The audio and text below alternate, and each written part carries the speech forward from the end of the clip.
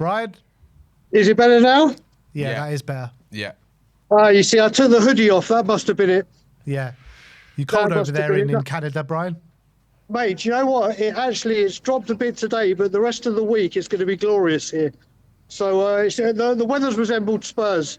But as I was going to say at the beginning, I will give one player a lot of credit today, and I'm going to give it to Kinski. Yeah, absolutely. I think Kinski, after what happened, obviously, in Atletico, they got him on the ball at the beginning. He was keeping his foot on the ball, but you know what? He made a couple of great saves, or desperate saves. But the thing that I loved about him the most is after Romero went off, he had that bang to the head. Straight away, he was called into action and dived down low. Yeah. And you thought some of these players might have been a bit thinking, like, I've just had a head collision. So do you know what? He couldn't do anything with the goal.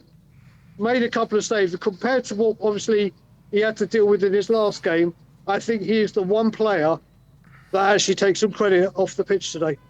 Yeah, absolutely. Yeah. I completely agree with you. Who is our best player today? Made a really good save at 0-0. I don't think he put a foot wrong today, Kinski, or a hand wrong either. I thought he was fantastic, and also you got to say about the mental strength to come back from the Atletico game as well. Correct. It's just a shame the other 10 players ain't got the mental strength to fight. Yeah. So fight. And Ben, you and I, we speak a lot, and I'll say to you, and I think the big problem we've got is West Ham, Forest, and Leeds have all had this relegation struggle and battle and previous experience to get the job done and how to navigate around it, where we've only got Richarlison that's really been there, and I think it's telling, isn't it? Yeah, I thought I saw Richarlison fighting today. Yeah. You know, particularly in the first half. Yeah, he was the only one. And why did he get taken off? Why did they take him off? Mate, honestly, one of my mates here in the Scotland Yard said, do you know what Mawani reminds me of? Some little kid that's won a competition to play with a football team. Yeah. Because literally, like you said, I would have kept Richarlison on and put 10 on for Mawani. But it's a very, very dark day today, isn't it? It is. And it's about to get a whole lot darker, Dago, I'll tell you that. Yeah. I mean, again, I've spoken with Danny, I've spoken with you, and I said after the North London derby, I can only see us getting 4 points the rest of the season. So far, we got one since then. It's just real dark times. But I think a major talking point is that, do you think that there's something going on behind the scenes with Javi? Because Tudor didn't play him at all, did he, or start him? Obviously, De Zerbi's done it today. And I had a few people say, do you know what, maybe he wanted running power as opposed to guile, and it's about not losing. And maybe that was the reason. But I just don't get what Xavi's got to do to get in this team. Yeah, for me, it definitely feels like something is going on, because for him to be talked up in the press the way he was with De Zerbi in the week, and then him not even start, and then only come on with like 5 minutes to play, 5 minutes of normal time, I don't understand it. And then, like Ben was saying earlier, the fact that when they scored the goal, you would think, okay, he was about to bring on 3 changes. And you think maybe he might change it now because we've just gone the 1-0 down. So why don't you bring on our most creative player this season, factually, is Xavi Simons. So why would you not bring him on? But the fact that he didn't, there's something going on. There has to be. Whether or not the player is completely checked out and he's like, I don't know, maybe months ago was like, I don't even want to be here anymore kind of thing, like after a few months in. Maybe it could be something to do with that, and he doesn't want to be here, and they're going to try and use him sparingly if they have to. But who knows? Who knows what it is? I don't know. The reality is, Brian, he started one game since the beginning of February, and he scored 2 goals in that game. The second leg against Atletico. You know the other thing, like you were saying, Danny, about mentality and everything I've seen of Xavi, like interviews with the club when he was talking about with his family and the dementia and everything, when the Spurs did that, try to promote dementia and get the word out there. And then there's been a couple of interviews away from the club. He seems like such a humble, down-to-earth guy that literally, I don't think it's mental. Honestly, I don't think it's a mentality thing with him. I don't think so either. I don't know if it's Tudor again wanted to be more defensive. De Zerbi, from what we know, doesn't be defensive. So maybe he's not seeing something just yet. But I tell you what, honestly, Ben, I came on the show when we signed Conor Gallagher. And we were all like, this looks like obviously the perfect player for Frank or whatever. We saw what he'd done at Chelsea. We saw what he'd done at Palace.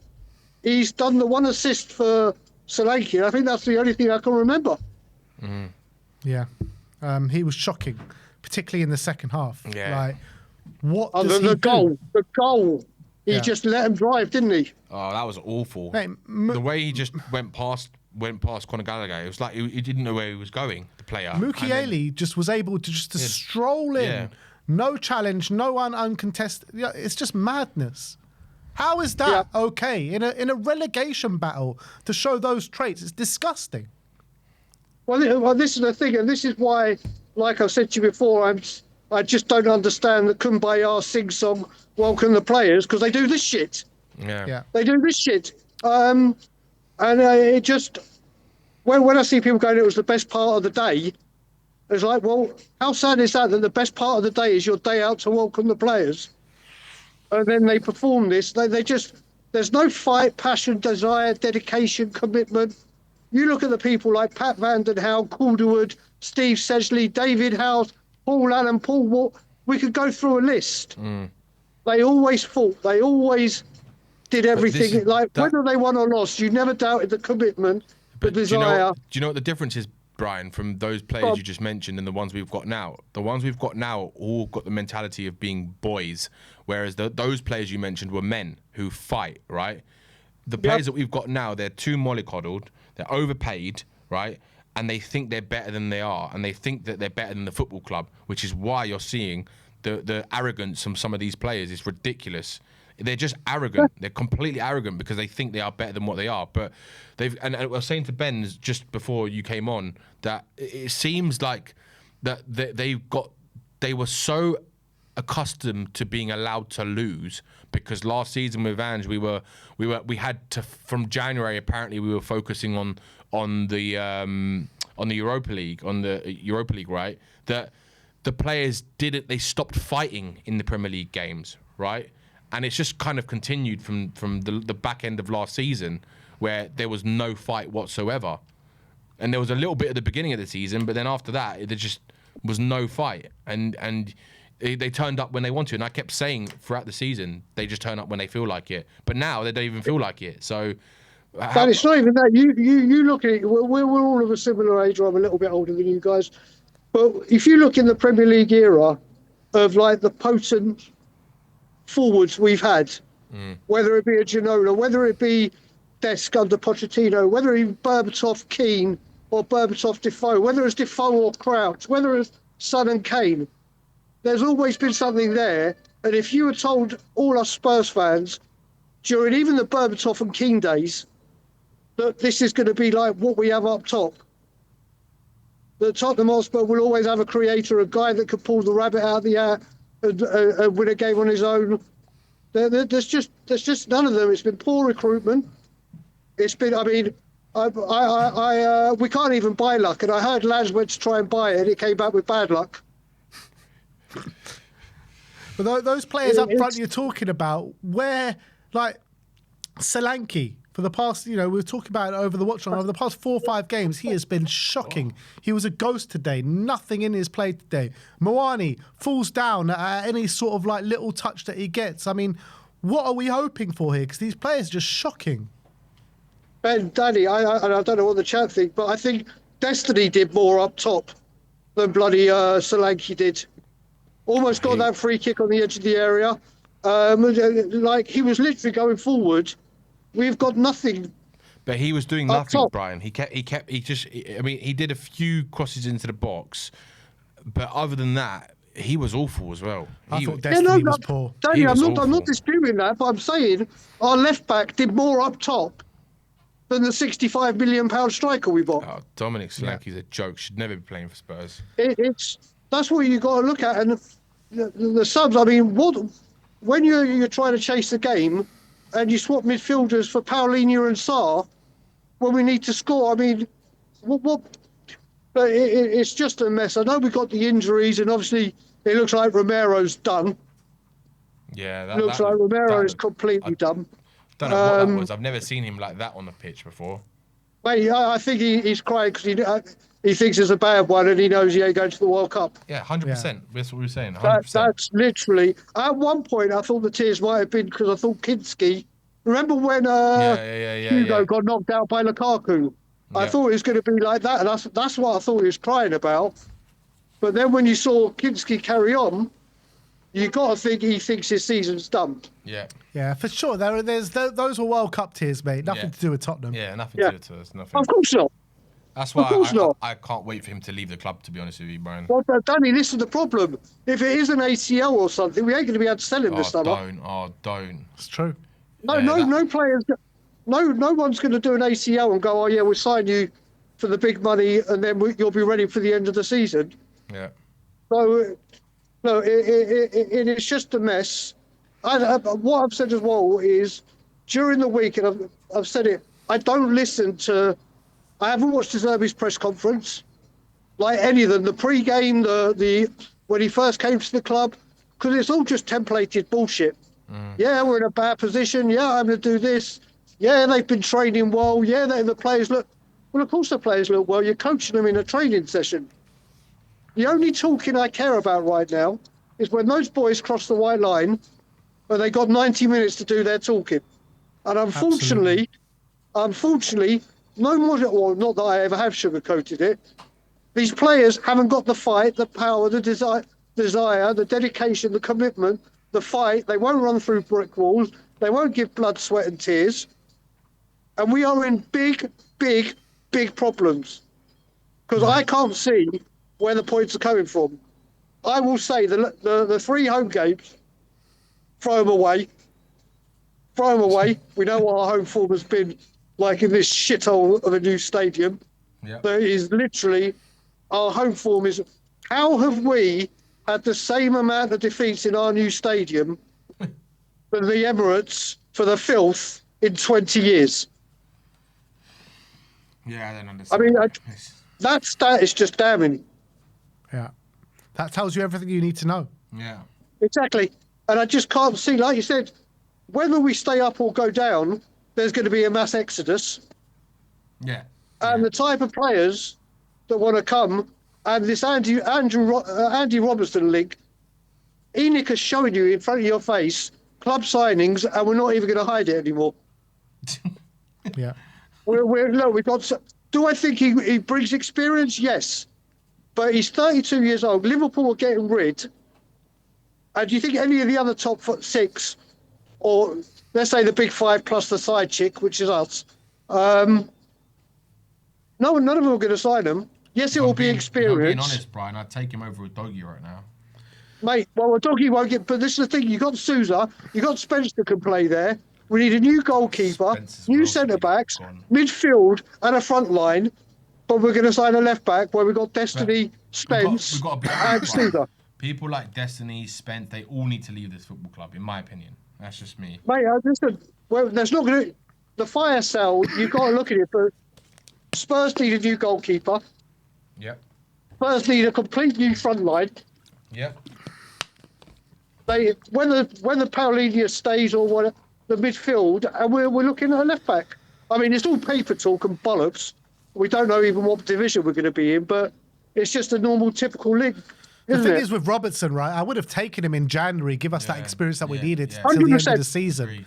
But now he's not going to come till the summer. There's no point of it. Well, there's no point going for Andy Robertson in the summer. Yeah, and he'll be on over 100 grand a week. Yeah. Yeah, probably, yeah. So, look, one last payday. That's it. That's all he's coming for. Like, normally people go to America or the Saudi League or whatever. Now it's just the old players who just come. We're opening up an OAP section. Do you know what's funny, Brian? What I find funny is that we've spoken a lot about in the past how we don't pay the wages for the players, right? It seems that they want to pay the wages now, but it seems to be for the wrong players. So it's still an issue with the recruitment because they're trying to get the players in, but it's again the wrong players, and they're paying the wrong players stupid money. And when you do that, it makes it even harder to shift them out the football club. So like again, it goes back to the recruitment. But don't worry, we've got Johan Langer. He'll save us. Oh mate, what great recruitment!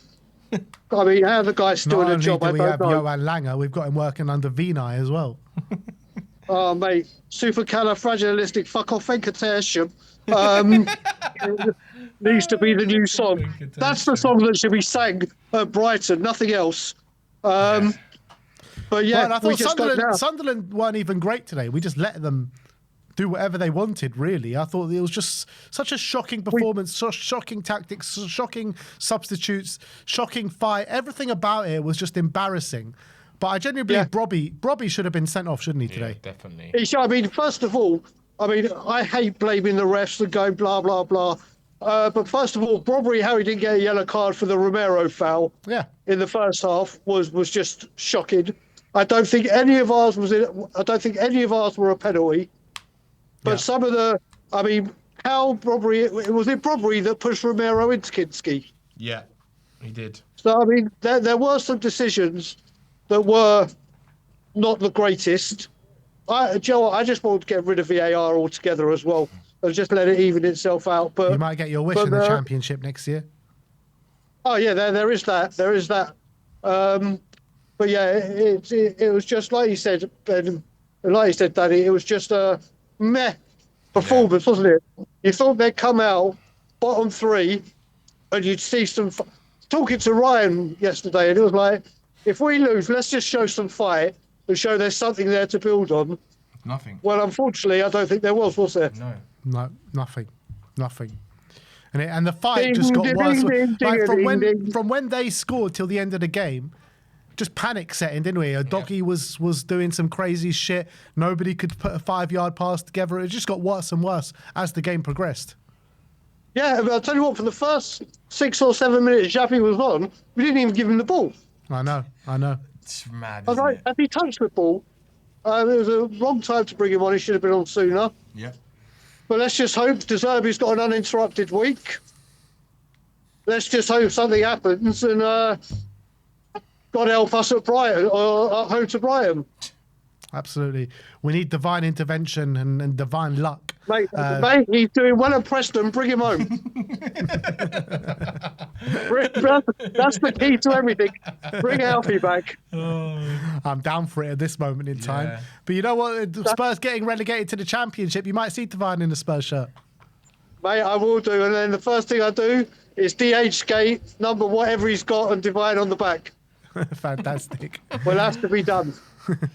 Brian, always a pleasure, my friend. Everyone in the chat, try to have a great week. And we'll go again on Saturday. Danny, it's good to see you, brother. Ben, brother, a pleasure as always. And as always, Enoch, Vinay, Lange, out. See you later, Brian.